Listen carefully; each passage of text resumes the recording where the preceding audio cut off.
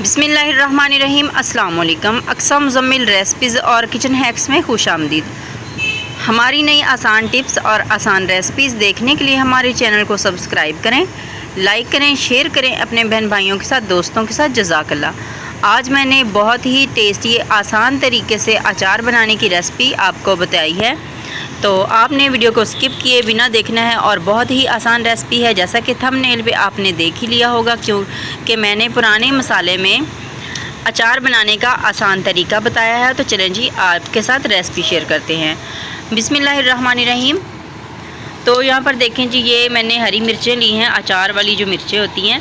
1 kilo मिर्चें हैं। इनको धोने के बाद मैंने इस तरह से दरमियान से हाफ़ करके इनको काट लिया है। और ये जैसे कि मैंने आपको बताया है, पुराना अचार वाला जो मसाला है, और इसमें जो भी अचार वगैरह है वो पड़ा हुआ है, तेल वगैरह पड़ा हुआ है। तो ये देख सकते हैं आपके, जो पिछले साल गर्मियों में मैंने आपको अचार की रेसिपी बताई थी वो इसी में बनाया था। और ये तेल भी माशाल्लाह बिल्कुल फ़्रेश और अच्छी हालत में है, और मसाला भी इसके अंदर काफ़ी ज़्यादा है।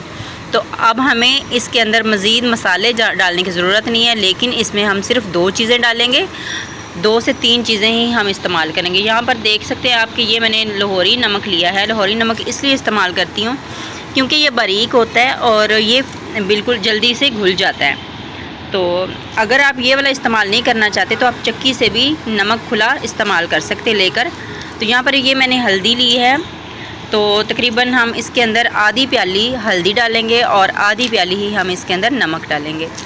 2 से 3 हम चम्मच इसके अंदर सुरख मिर्च डाल देंगे, या आप कुटी हुई लाल मिर्च भी इस्तेमाल कर सकते हैं। अगर आप इसको स्किप करना चाहते हैं तो स्किप भी कर सकते हैं।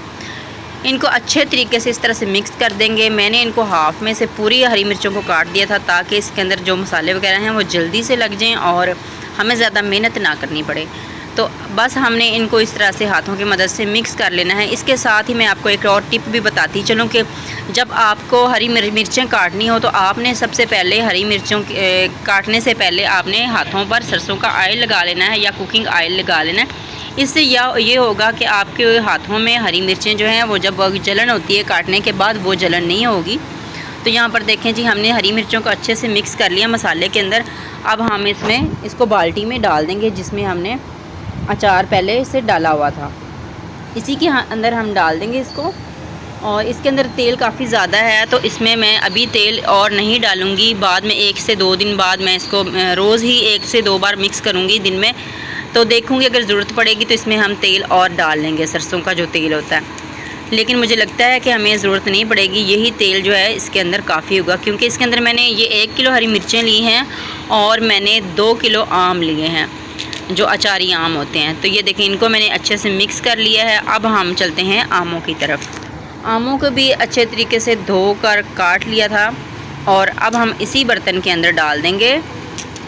ये देखें, इसी तरह से हमने इसके ऊपर भी वैसे ही नमक लगाना है, वैसे ही हल्दी इसके ऊपर डालनी है।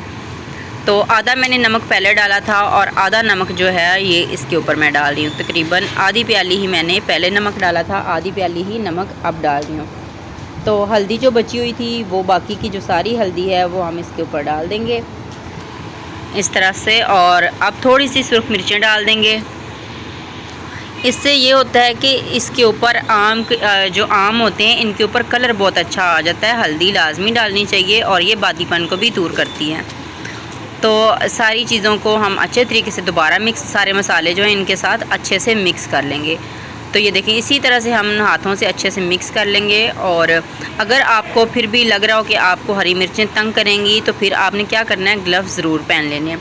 मेरे हाथों में बहुत ज़्यादा लगती हैं हरी मिर्चें, तो मेरे से बहुत ज़्यादा गलती होगी। लेकिन फिर मैंने जल्दी से क्या किया, मैंने सबसे पहले तो हाथ धोए साबुन से, उसके बाद मैंने उसको बर्फ़ से टकोर किया हाथों को, और फिर मैंने सरसों का ऑयल लगा लिया। उससे मुझे काफ़ी अफाका हुआ। लेकिन आपने ये गलती नहीं करनी। आपने सबसे पहले सरसों का ऑयल या कुकिंग ऑयल लगाना है, और उसके बाद आपने हरी मिर्चों को काटना है। तो यहाँ देखें जी, आमों को भी हमने अच्छे से मिक्स कर लिया था, और अब हम इसी के अंदर ये डाल देंगे सारे के सारे आम, और फिर से हम इनको अच्छे से मिक्स कर देंगे। आम जो होते हैं और हरी मिर्चें, जब इनको मसाला लगता है तो इसके अंदर से पानी वगैरह काफ़ी ज़्यादा निकल आता है। तो हमने इनको मसाला लगाते साथ ही हमने इनको कोई धूप में नहीं रखना और ना ही हमने इनको रेस्ट देना है। ऐसे ही हमने इसको जो अचार वाला बर्तन होगा उसके अंदर डाल देना है और अच्छे से इनको इस तरह से मिक्स कर देना है, जैसा कि मैं आपको मिक्स करके दिखा रही हूँ। तो इसके अंदर जब इसका पानी वगैरह निकलेगा तो इससे ही हमारा जो अचार है वो टेस्टी बनता है और ज़्यादा अरसे तक चलता है और ख़राब नहीं होता। जैसा कि आपने मसाला देखा है, ये पिछले साल का जो पड़ा हुआ था मसाला और बिल्कुल फ्रेश था, काला नहीं पड़ा था, बिल्कुल ठीक ठाक था। लग रहा था कि जैसे ये अभी हमने डाल कर रखा हो। तो अब हमने इसको अच्छे तरीके से मिक्स कर लिया। अगर आपके पास भी इसी तरह से पुराने साल का मसाला पड़ा हुआ है तो आपको भी फेंकने की ज़रूरत बिल्कुल नहीं है, उसको ज़ाया ना करें। आप भी इसी तरह से मेरी तरीके से अचार बनाएं, इंशाल्लाह बहुत ही ज़्यादा टेस्टी बनता है। मुझे दीजिए इजाज़त, मुझे दुआओं में याद रखिएगा। अल्लाह ताला आपको, आपकी फ़ैमिली को हमेशा खुश रखे। अल्लाह हाफिज़।